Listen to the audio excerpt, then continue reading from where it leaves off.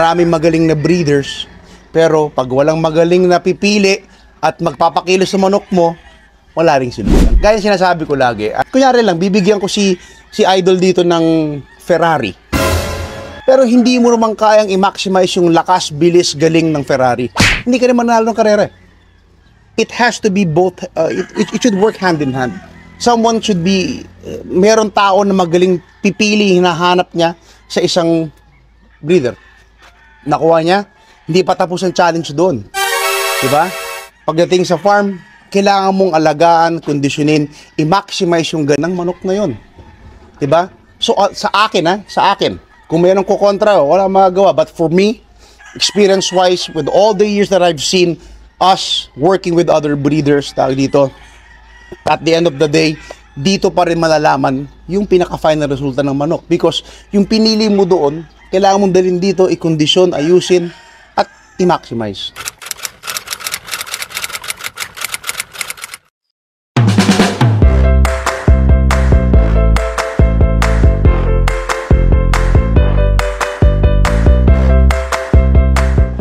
You know, si I-vlog mo to. Mainit eh. Welcome back mga kayami! Welcome back to my YouTube channel! Muli po tayo nagbabalik para po sa panibagong content. Andito po tayo ngayon sa Sagupaan Game Farm para po sa Vloggers Fest. Of course, hindi po tayo nag-iisa. Lagi po natin kasama ang Team Post Boy!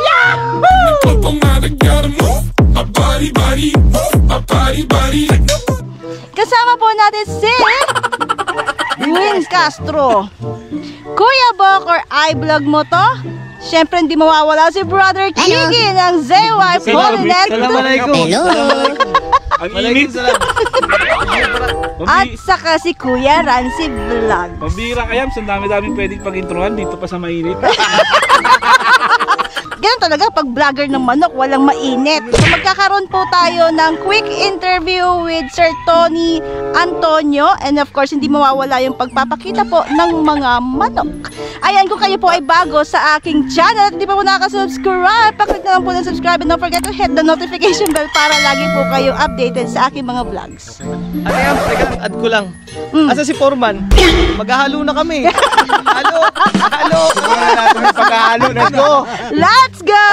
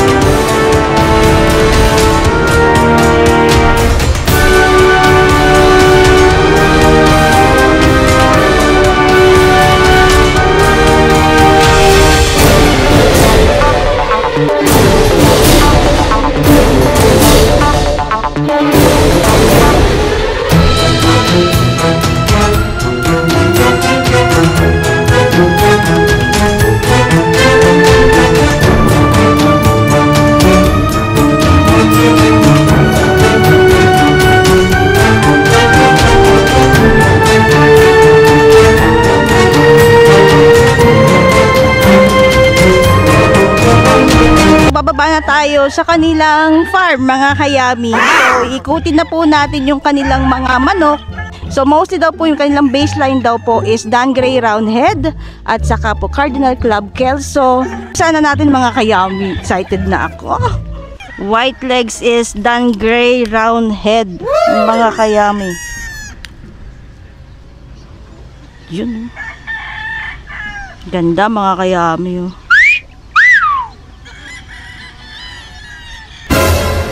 Ayan. So, since nakaharap na siya sa akin, mga kayami, yellow legs to mga kayami. So, Cardinal Club Kelso. Nakaharap na siya sa akin. Ready na siya magpakilala sa camera. Hindi siya shy type. It's your time to shine. Bulik, calling all Bulik lovers. Calling all Bulik community. Lumalayo siya sa akin. Zoom in na lang natin. Yun. Grabe.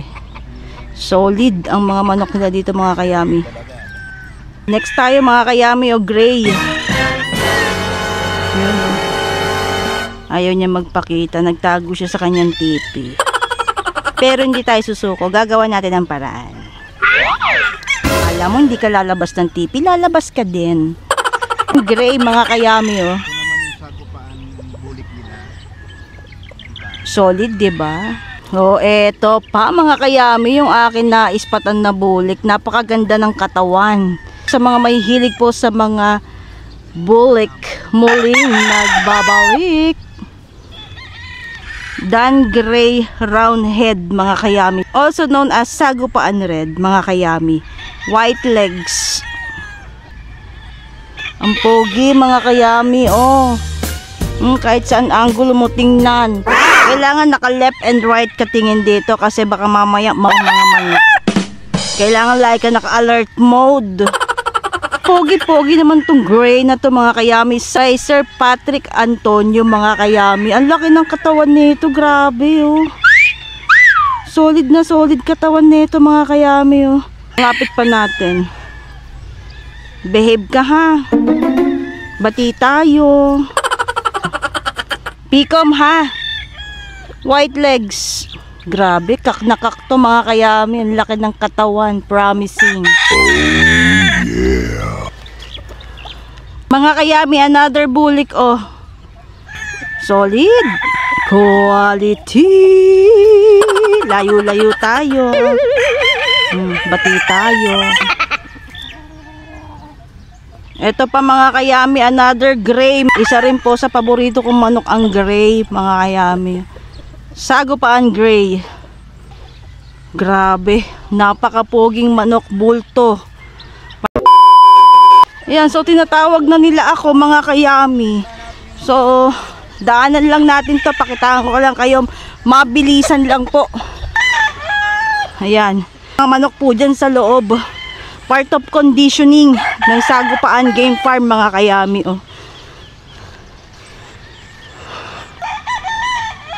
eto mga kayami yellow legs kayami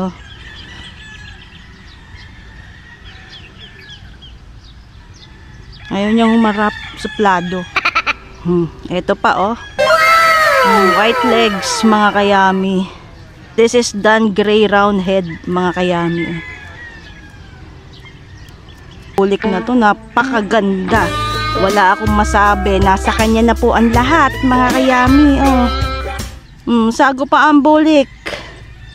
May marking ang paa neto So sa mga mahilig po sa exam dyan, alam nyo na po kung ano ibig sabihin po ng marking na yan. Yun. Yellow legs Picom. So this is Cardinal Club Kelso. Tawag na tayo, matigas ang ulo ni Yams TV. Kuha pa rin ang kuha ng manok kahit tinatawag na. Ayaw magpaawat kahit sa kalagitnaan ng araw. Ayaw magpaawat hanggat hindi hinihimatay. Si Ibon. Si Ibon ni John. Nabibiyak na yung ulo sa init. Tawag na tayo, huwag matigas ang ulo. Maraming magaling na breeders, pero pag walang magaling na pipili at magpapakilos sa manok mo, wala ring silbi ang manok, di ba? Gaya sinasabi ko lagi, it went viral sa isang sinagot ko na nun. So, parang kunyari lang bibigyan ko si Idol dito ng Ferrari. Pero hindi mo naman kayang i-maximize yung lakas, bilis, galing ng Ferrari. Hindi ka rin manalo ng karera.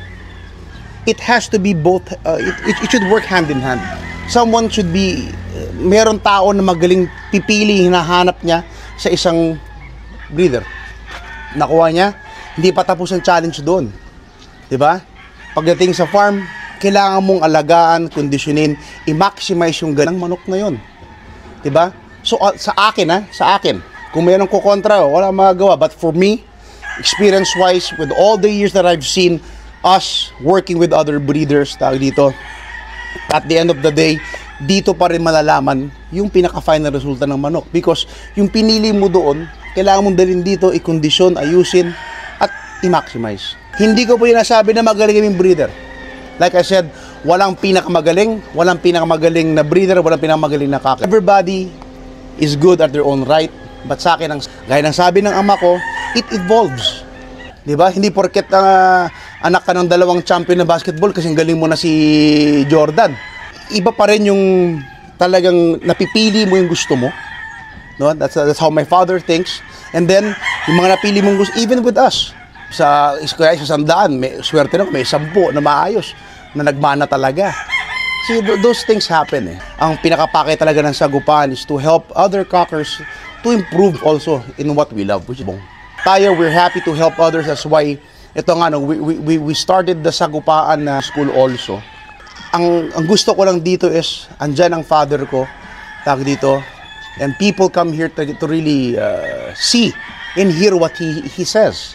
They have used, and basically ang nagamit nila is yung mga technique na nakuha na nila dito. They all say one thing, it all works. At marami nagugulat pagdating sa mga tips ng father ko, yung mga ginagawa namin dito, it's all natural. And everything that we use are Sagupan products. Gaya na sabi ko nga kanina, all of Sagupan products evolved or revolves around his own experience. Yun ang isang hindi mo mabibili sa tindahan, experience. Gaya sinasabi ko lagi ng ama ko, pag tanongin niyo siya, ang mindset niya, hindi lagi imposible yun. Sino sa atin dito ang hindi pa natatalo? Kung meron, bugbugin na natin. Di ba? Wala. Lahat tayo nakaranas ng talo. Nabubugbog din. Natandaan din namin yun. Kaya ang father ko is always go in there with the firm set that yung mga manok mo, ipapalo ang ginawa mo, yung pinagpaguran nyo, yung from conditioning to pointing and everything, yung selection. Di ba? Yun ang lagi niyang sinasabi. But at the end of the day, you really have to work hard for it. Di ba? May konti pa ring dagdag buenas pa rin. So, eto mga kayami, yung mga manok po dyan na nasa TP, ay off limits po tayo dyan. Hindi po natin sila pwedeng babain. Kasi nalalapit na daw po yung parating na examination ng mga manok po nila dito. Ayan. So, under conditioning po yung mga manok na yan. So, as per sir, 1 week to go na lang po bago po yung exam. So, hindi po tayo pwedeng pumasok dyan. So, hindi bawal po ma-stress ang mga manok. Hindi sila maistorbo. Ayan. So, bawal po tayo bumaba dyan. Ang daming manok oh. Kita nyo sa mga TV, may mga manok po yan sa loob. Meanwhile, so time check mga kayami, 1:32 po ng tanghali. So kasagsagan po ng katanghalian. Ayan, medyo mainit na, medyo napababalan tayo ng init pero lalarga na rin tayo. Ayan. So maraming salamat po at kami po ay nabigyan po ng pagkakataon makapag-vlog dito po sa Sagupaan Farm. So dahil po sa Vloggers Fest of course, at hindi lang yan, napakasaya po natin dahil nakilala din po natin yung mga ibang vloggers na hindi pa po natin nami-meet. Ayan. So, ayan, pauwi na po tayo. Shout out po kay Sir Tony Antonio. Maraming salamat po. At saka po kay Sir Oliver, maraming salamat po sa pag-accommodate sa aming mga vloggers. I hope nagustuhan niyo po yung aking munting vlog. Ayan, so kung kayo po ay bago sa ating channel at hindi pa po nakaka-subscribe, paklik na lang po ng subscribe and don't forget to hit the notification bell para lagi po kayong updated sa aking mga vlogs. Magkita-kita po tayo sa akin next vlog. Hiningal na ako. Paalam. Babush!